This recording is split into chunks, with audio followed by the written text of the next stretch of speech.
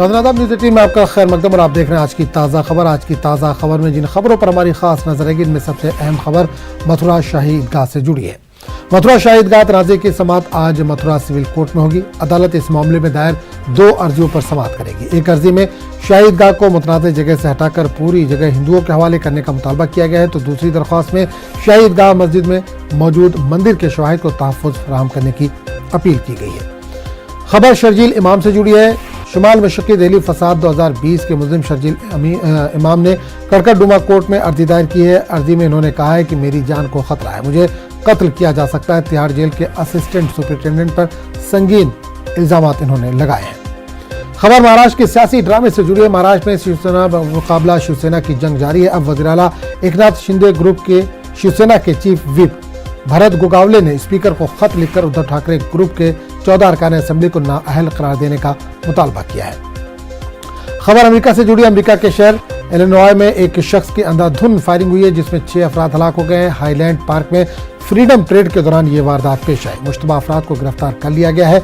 अमेरिकी सदर बाइडेन ने फायरिंग के वाक़े पर तशवीश का इजहार किया है। खबर बर्मिंघम टेस्ट मैच से जुड़ी है। बर्मिंघम टेस्ट मैच में भारत के खिलाफ चौथे दिन के खेल के अख्ताम पर इंग्लैंड को जीत के लिए 119 रन दरकार है।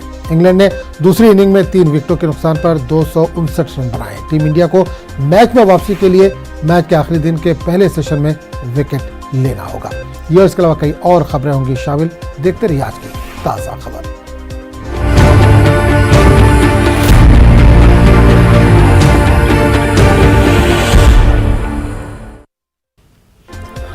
उस वक्त बड़ी खबर आ रही है बेंगलुरु से। बेंगलुरु में एमएलए जमीर अहमद खान की रिहाइशगाह पर छापे। एसीबी ने जमीर अहमद के दफातर पर भी छापे मारे। सुबह सवेरे एसीबी की बड़ी कार्रवाई। जमीर अहमद खान की रिहाइशगाह समेत 5 मुकामात पर छापे। आमदनी से ज्यादा अससजात रखने का इल्जाम। ईडी की रिपोर्ट की बुनियाद पर एसीबी की कार्रवाई। बेंगलुरु के चामराजपेट के कांग्रेस एमएलए हैं जमीर अहमद खान। तो बड़ी खबर इस वक्त आ रही है कर्नाटक से, जहां बेंगलुरु में एमएलए जमीर अहमद खान की रिहाइशगाह पर छापे पड़े हैं। एसीबी ने जमीर अहमद खान के दफातर पर भी छापे मारे। सुबह सवेरे एसीबी की बड़ी कार्रवाई। जमीर अहमद खान की रिहाइशगाह समेत 5 मुकामात पर छापे पड़े हैं। आमदनी से ज्यादा अससजात रखने का इल्जाम। ईडी की रिपोर्ट की बुनियाद पर एसीबी की कार्रवाई। बेंगलुरु के चामराजपेट के कांग्रेस एमएलए हैं जमीर अहमद खान।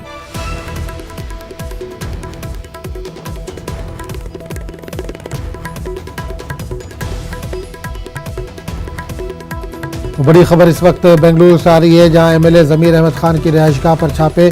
एसीबी ने जमीर अहमद खान के दफातर पर भी छापे मारे। सुबह सवेरे एसीबी की बड़ी कार्रवाई। जमीर अहमद की रिहाइशगाह समेत 5 मुकामात पर छापे। आमदनी से ज्यादा अससजात रखने का इल्जाम। ईडी की रिपोर्ट की बुनियाद पर एसीबी की कार्रवाई। बेंगलुरु के चामराजपेट के कांग्रेस एमएलए हैं जमीर अहमद खान।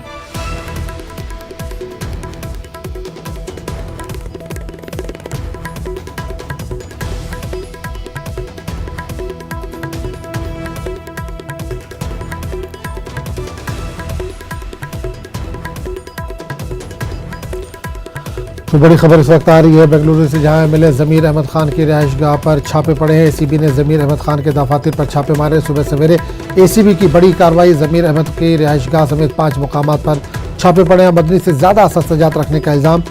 ईडी की रिपोर्ट की बुनियाद पर एसीबी की यह कार्रवाई हुई है। बेंगलुरु के चामराजपेट के कांग्रेस एमएलए हैं जमीर अहमद खान।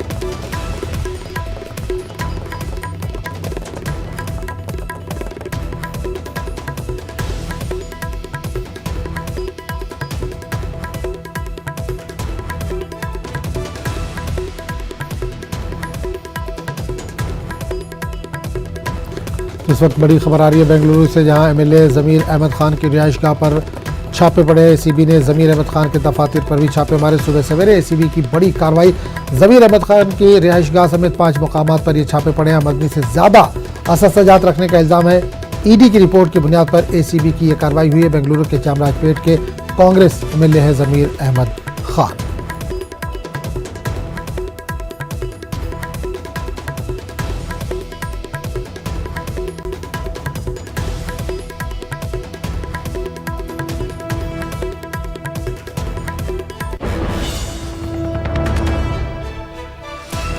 बड़ी खबर बेंगलुरु से आ रही है, जहां एमएलए जमीर अहमद खान की रिहाइशगाह पर छापे पड़े। एसीबी ने जमीर अहमद खान के दफातर पर भी छापे मारे। सुबह सवेरे एसीबी की बड़ी कार्रवाई। जमीर अहमद खान की रिहायशगाह समेत 5 मुकामात पर छापे पड़े। आमदनी से ज्यादा असाजात रखने का इल्जाम है। ईडी की रिपोर्ट की बुनियाद पर एसीबी की कार्रवाई। बेंगलुरु के चामराजपेट के कांग्रेस एमएलए हैं जमीर अहमद खान। इस पूरे मामले पर बात करेंगे अपने नुमाइंदे रऊफ अहमद से, जो इस वक्त हमारे साथ जुड़े हैं। रऊफ, बड़ी खबर आ रही है जमीर अहमद खान के रिहायशगाह पर छापे पड़े, क्या तफसीलात है इस वक्त आपके पास? जी देखिए, इस वक्त बेंगलुरु के 5 मकामात पर एसीबी ने छापे मारे हैं, जिनमें जमीर अहमद खान की रिहायशगाह और उनके 2 दफ्तर शामिल हैं। ये कार्रवाई बम्बू बाजार, सदाशिवनगर, चामराजपेट, खलासी पाल्या और बनशंकरी में इन मकामात पर एक कार्रवाई हुई है और इस वक्त छानबीन का सिलसिला जारी है। जैसा कि पिछले साल यानी कि साल 2021 5 अगस्त को ईडी ने जमीर अहमद खान के घर और दफ्तरों पर छापे मारे थे। एनफोर्समेंट डायरेक्टरेट की इस कार्रवाई के बाद एक रिपोर्ट आती है और उस रिपोर्ट की बुनियाद पर एसीबी का कहना है कि उस रिपोर्ट की बुनियाद पर आज की ये कार्रवाई की गई है और छानबीन का सिलसिला जारी है। इल्जामात ये हैं कि आमदनी से ज्यादा असाजात रखने के इल्जामात हैं। आईएम में आई मॉनिटरी एडवाइजरी एक हलाल सरमायाकारी के नाम पर जो घोटाला पेश आया था, उसका भी जो है इल्जाम का सामना जमीर अहमद खान कर रहे थे और इस मामले में भी कार्रवाई हुई है, ये बात कही जा रही है। तो मुकम्मल तफसीलात हासिल होने बाकी हैं, लेकिन जिस तरह से आपने जिक्र किया कि एक जमीर अहमद के घर और 2 दफातर पर छापेमारी हुई है, 5 जगह पर छापेमारी हुई है, क्या 2 जो बाकी जगह वो जमीर अहमद से रिलेटेड है या किसी और के यहाँ छापेमारी हुई है? जी देखिए, एसीबी एंटी करप्शन ब्यूरो की ये कार्रवाई सिर्फ और सिर्फ इस वक्त जो है जमीर अहमद खान के से ही ताल्लुक रखती है और पहली मर्तबा ऐसा हुआ है कि एसीबी ने किसी एमएलए के घर या दफ्तर पर छापे मारे हैं या इनके खिलाफ कार्रवाई की है। अब तक एसीबी एंटी करप्शन ब्यूरो जो काम कर रहा था वो सरकारी अफसरों पर ही कार्रवाई हो रही थी, उनके खिलाफ कार्रवाई हो रही थी, लेकिन पहली मर्तबा अवामी नुमाइंदे के खिलाफ जो है ये कार्रवाई हुई है और इस पर जो है देखना होगा कि क्या रद्द-ए-अमल सामने आएगा कि पहली मर्तबा एसीबी एंटी करप्शन ब्यूरो ने ये कार्रवाई की है। इससे पहले भी हमने देखा कि कल की अहम खबर रियासत कर्नाटक से ये रही कि एक आईपीएस ऑफिसर और एक आईएएस ऑफिसर, आईपीएस ऑफिसर अमृत पॉल को गिरफ्तार किया गया। ये मामला जो है पीएसआई की तकर्रुरी का मामला था। उस मामले में जो बदगुमानी पेश आई, उस मामले में जो है IPS officer, senior IPS officer जो फिलवक्त एडीजीपी थे कर्नाटक के, अमृत पॉल, उन्हें कल सीआईडी ने गिरफ्तार किया और एक कार्रवाई में और एक घोटाले में जो है मंजूनाथ, जो बेंगलुरु के डिस्ट्रिक्ट कमिश्नर थे, डिप्टी कमिश्नर थे और आईएएस ऑफिसर हैं मंजूनाथ जे, उन्हें जो है कल एसीबी ने गिरफ्तार किया। तो कल 2 आईएएस ऑफिसरों की गिरफ्तारी आ चुकी है। अलग अलग मामलात हैं और आज का मामला बिल्कुल मुख्तलिफ है। आज के खिलाफ कार्रवाई की गई है एसीबी एंटी करप्शन ब्यूरो की जानिब से। चलिए रो, बहुत बहुत शुक्रिया इस तमाम जानकारी के लिए। आगे बढ़ेंगे। शाही ईदगाह जमीन तनाजा केस की समाअत आज मथुरा सिविल कोर्ट में होगी। सिविल जज सीनियर डिवीजन ज्योति सिंह की अदालत में इस मामले में दायर 2 दरख्वास्तों की समाअत करेगी। दरख्वास्त में शाही ईदगाह को मुतनाज़ जगह से हटाने और पूरी जगह हिंदुओं के हवाले करने का मुतालबा किया गया है। दूसरी दरख्वास्त में मुतालबा किया गया है कि अदालत शाही ईदगाह मस्जिद में मौजूद मंदिर के शवाहिद को तहफ़्फ़ुज़ फराहम करने का हुक्म दे। इस मामले में मथुरा सिविल कोर्ट में अब तक 10 से ज़्यादा अर्जियाँ दाखिल की गई हैं। 7 दरख्वास्तों की समाअत 15 जुलाई को होगी।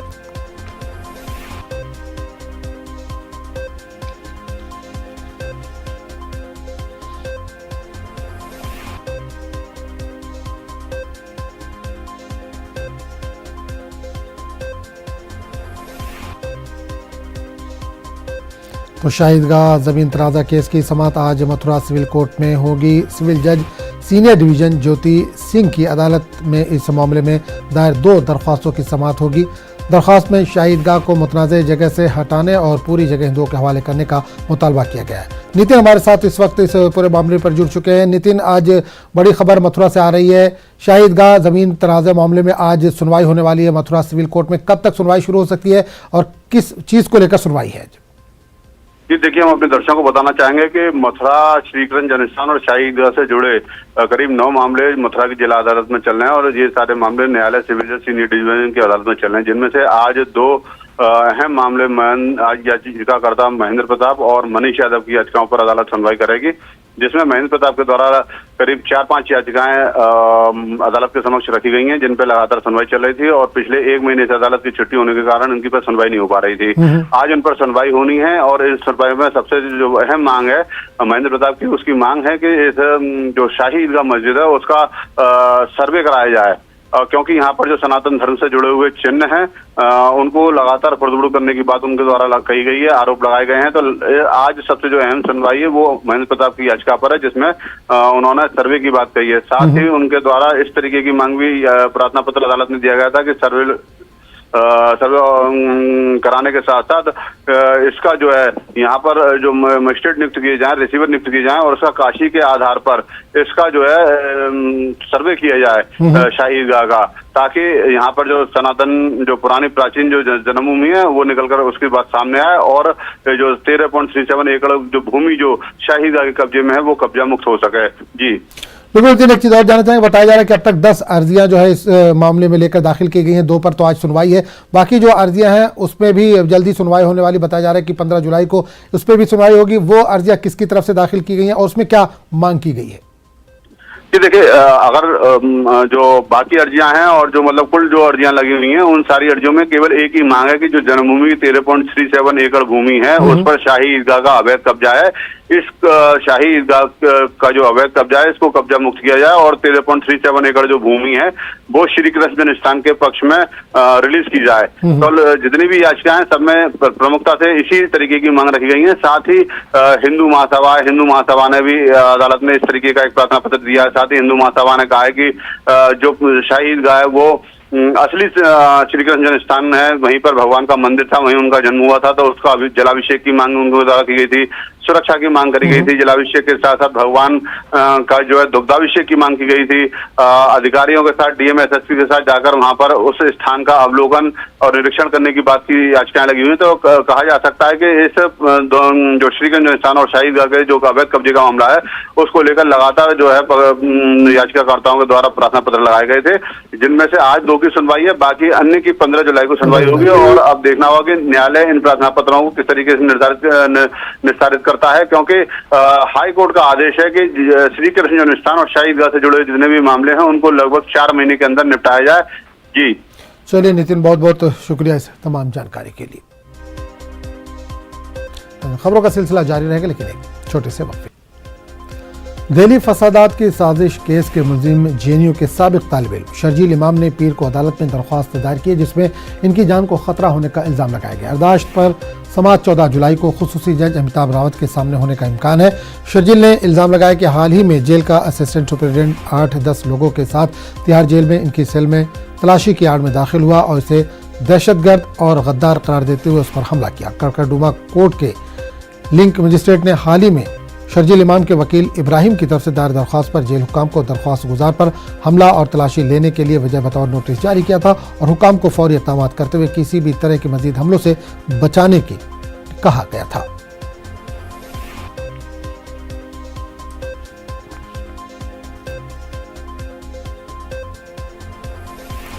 महाराष्ट्र में शिवसेना बमुकाबला शिवसेना की जंग जारी है। अब वज़ीर-ए-आला एकनाथ शिंदे ग्रुप के शिवसेना के चीफ व्हिप भरत गोगावले ने स्पीकर को खत लिखकर उद्धव ठाकरे ग्रुप के 14 अरकान असेंबली को नाअहल करार देने का मुतालबा किया। गोगावले ने कहा है कि व्हिप के खिलाफ वर्जी करने वाले तमाम एमएलएज को नाअहल करार देने का नोटिस दिया गया है।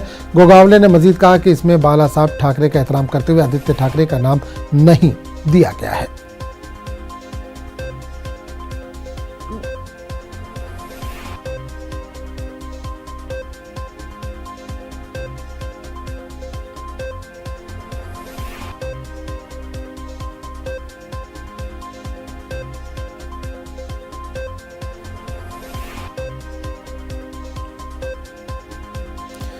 तो महाराष्ट्र में शिवसेना बमुकाबला शिवसेना की जंग जारी है। वज़ीर-ए-आला एकनाथ शिंदे ग्रुप के शिवसेना के चीफ व्हिप भरत गोगावले ने स्पीकर को खत लिखकर उद्धव ठाकरे ग्रुप के 14 अरकान असेंबली को नाअहल करार देने का मुतालबा किया। गोगावले ने कहा कि व्हिप के खिलाफ वर्जी करने वाले तमाम एमएलए को नाअहल करार देने का नोटिस दिया गया। प्रशांत इस पूरे मामले पर हमारे साथ बात करने के लिए जुड़ गए हैं। प्रशांत, महाराष्ट्र से लगातार बड़ी खबरें आ रही हैं।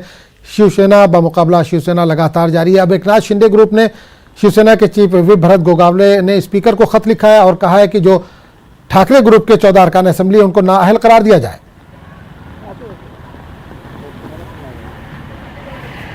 बिल्कुल, देखिए कल ही इस बात पर चर्चा हो रही थी जब फ्लोर टेस्ट पर बहुमत साबित करने का मसला सामने था।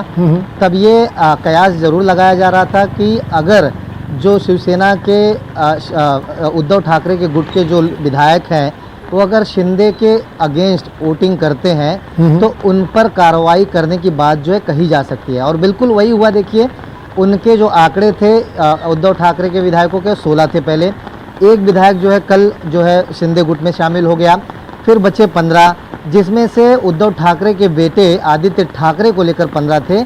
लेकिन आदित्य ठाकरे को छोड़ के बाकी 14 विधायकों को स्पीकर को खत लिख करके एकनाथ शिंदे ने पहले व्हिप को बताया। व्हिप ने फिर स्पीकर को खत लिख करके कहा कि 14 जो विधायक जिन्होंने बहुमत के लिए एकनाथ शिंदे के अगेंस्ट वोटिंग किया है उनके ऊपर जो है कार्रवाई की जाए, उन्हें डिस्क्वालीफाई किया जाए। अब देखिए ऐसे में सबसे बड़ा सवाल ये खड़ा होता है कि उद्धव ठाकरे अब करेंगे क्या, इसका तोड़ उन्हें किस तरह से निकालना है, वो उस पर जो है अपना मंथन करेंगे या अदालत का रुख करेंगे। क्योंकि जब उद्धव ठाकरे ने डिस्क्वालिफिकेशन का जो मामला शिंदे गुट का किया था, जिसमें एकनाथ शिंदे का भी नाम था 16 विधायकों का, तब तुरंत इन्होंने सुप्रीम कोर्ट का रुख किया, जहां पर मसला 11 तारीख तक होल्ड पर किया गया। 11 तारीख को सुप्रीम कोर्ट में सुनवाई होना है। तो ऐसे में यही दांव जो है अब जब शिंदे खेमे ने खेला है, तब क्या रास्ता बचता है उद्धव ठाकरे के पास। देखना होगा कि उद्धव ठाकरे का अगला स्टेप क्या होगा। क्या वो अदालत का रुख करेंगे या फिर इसमें लीगल पॉइंट्स में कोई और वो रास्ता ढूंढ निकालते हैं। लेकिन ये होना था, ये तय था। लेकिन आदित्य ठाकरे को इसलिए उन्होंने नोटिस नहीं दिया क्योंकि वो कहते हैं कि बाला साहब ठाकरे का बहुत तो सम्मान करते हैं और वो उनके पोते हैं। यानी कुल मिलाकर देखिए अभी तक वही कार्ड जो है शिंदे गुट की तरफ से खेला जा रहा है। वो अभी भी मानते हैं कि वो शिव सैनिक हैं और शिवसेना पार्टी उनकी है। बाला साहब ठाकरे के जो आदर्श थे, जो उनके चलाए रास्ते थे, उस पर आज भी ये लोग चल रहे हैं। इसलिए उन्होंने आदित्य ठाकरे को छोड़ करके बाकी 14 विधायकों को नोटिस भिजवाई है। चलिए ऐसे में देखना होगा कि उद्धव ठाकरे इस पर क्या कुछ जवाब देते हैं या फिर क्या रास्ता निकालते हैं। चलिए बहुत बहुत शुक्रिया इस तमाम जानकारी के लिए। तो नाज़रीन, दिल्ली फसादात के साजिश केस के मुलजिम जेएनयू के साबिक तालिब इल्म शर्जील इमाम ने पीर को अदालत में दरख्वास्त दायर की, जिसमें उनकी जान को खतरा होने का उन्होंने इल्ज़ाम लगाया। इस पूरे मामले पर बात करने के लिए हम सीधे रुख करेंगे दिल्ली का, जहां से हमारे नुमाइंदा फरा इस वक्त सीधे तौर पर जुड़ी है। फरा, बड़ी खबर एक आ रही है, जेएनयू के साबिक तालिब इल्म शर्जील इमाम ने जेल में अपनी जान को खतरा बताया है।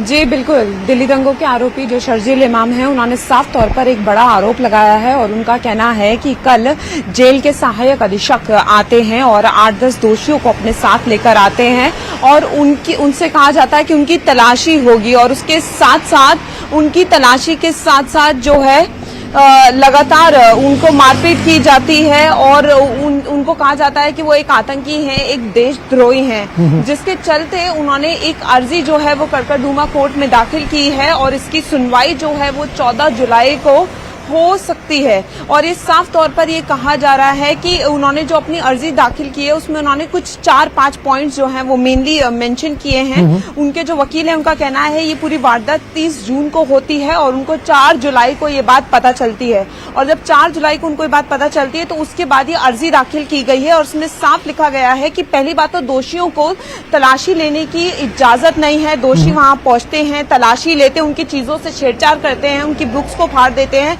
और उन्हें बार बार देशद्रोही कहते हैं और उनके साथ मारपीट करते हैं। दूसरा ये कि ये ऐसी वारदात जो है वो पहली बार सामने आई है कि किसी आरोपी के साथ दंगा जो है वो हो रहा है पूरी तरीके से।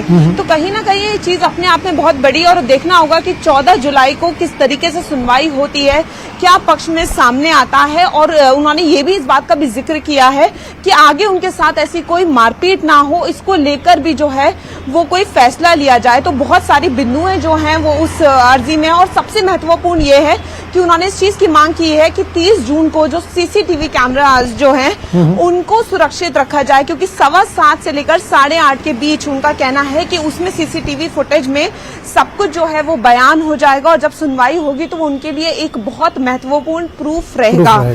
तो कहीं ना कहीं ये बहुत बड़ी चीज है कि एक आरोपी जो है तिहाड़ जेल में है, उनके साथ मारपीट होती है और वो भी दोषी करते हैं।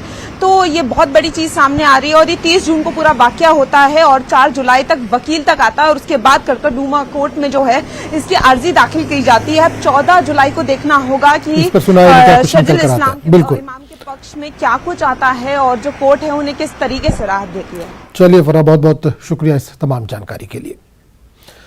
आगे बढ़ेंगे। महाराष्ट्र के कोकण साहिल पर इतवार से जारी मूसलाधार बारिश के बाद कई नदियां खासतौर पर रत्नागिरी जिले में खतरे के निशान से ऊपर बह रही हैं, जिसकी वजह से नशेबी इलाकों में पानी भर गया है। वहीं सुबह ही से मुंबई के बेशतर इलाकों में बारिश हो रही, कई मुकामात पर पानी जमा हो गया, जिससे आम लोगों को काफ़ी दुश्वारियों का सामना करना पड़ा। सड़कों पर पानी जमा हो जाने की वजह से ट्रैफिक का मसला भी पैदा हो गया। महकमा मौसमियात ने मुंबई और थाने अजला के लिए येलो अलर्ट जारी किया, जिसमें मुख्तलिफ मुकामात और अलग थलग मुकामात पर भारी से बहुत ज़्यादा बारिश की पेशनगोई की गई है।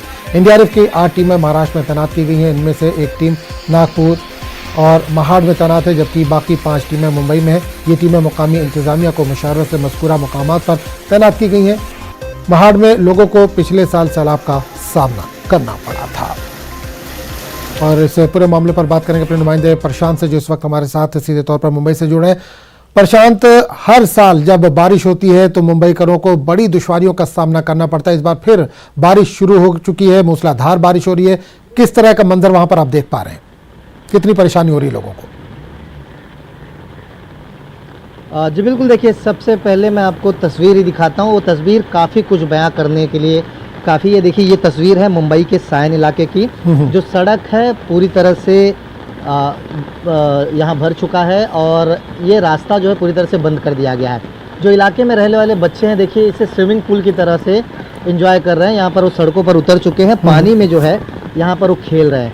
यानी देखा जाए तो ये एक सड़क ऐसा है जो अभी बंद हुआ है। ऐसे कई सड़कें हैं जब बारिश होती है तो जल जमाव के चलते बंद हो जाते हैं। आपको बता दूं कि मुंबई के अंधेरी इलाके में ऐसी परिस्थिति निर्माण हो चुकी है। ये मुंबई का सायन इलाका है। आगे आप जाएंगे तो मुंबई का हिंद माता इलाका आता है।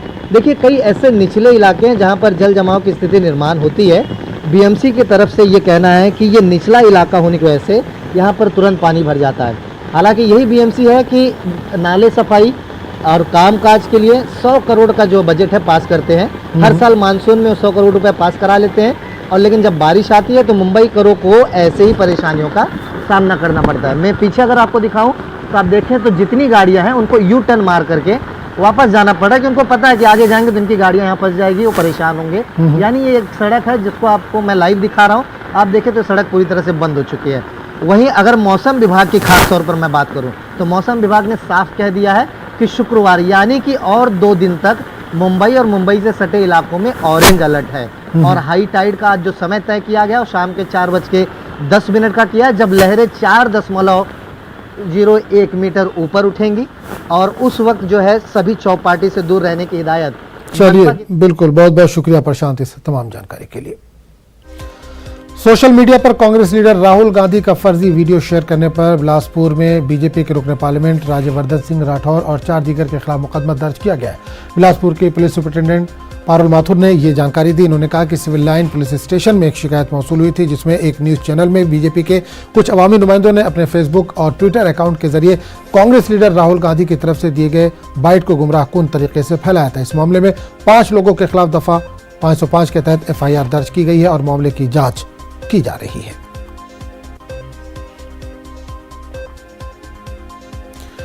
अमेरिका के शिकागो में हाईलैंड पार्क के करीब यौम आज़ादी की परेड के दौरान फायरिंग में 6 अफराद के हलाक होने की जबकि 24 अफराद के जख्मी होने की खबर आ रही है। परेड शुरू होने के 10 मिनट बाद परेड के रूट पर खुली फायरिंग की गई। ये फायरिंग एक करीबी इमारत से उस वक्त की गई जब पूरा अमेरिका अपना 246वां यौम आज़ादी मना रहा था। इस मामले में एक मुश्तबा मुलजिम को गिरफ्तार किया गया है। अमेरिकी सदर जो बाइडेन ने शिकागो में यौम आज़ादी के परेड के दौरान फायरिंग के वाक़े पर अफसोस का इजहार किया। इन्होंने अमेरिका में गन कल्चर के खात्मे के लिए जद्दोजहद जारी रखने का अज़्म किया है। Nothing guaranteed about our way of life. We have to fight for it, defend it, and earn it by voting. To refine, evolve, and extend the calling of America to move forward boldly and unafraid.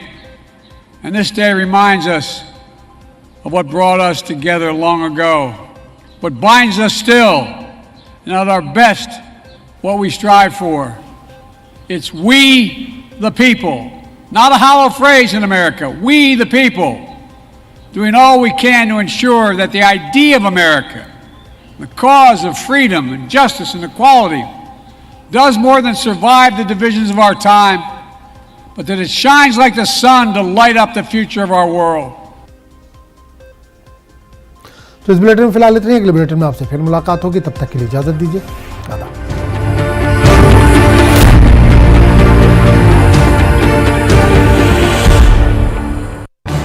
इस news headlines के प्रायोजक पेट सफा आयुर्वेदिक जून, पेट सफा हर रोग दफा।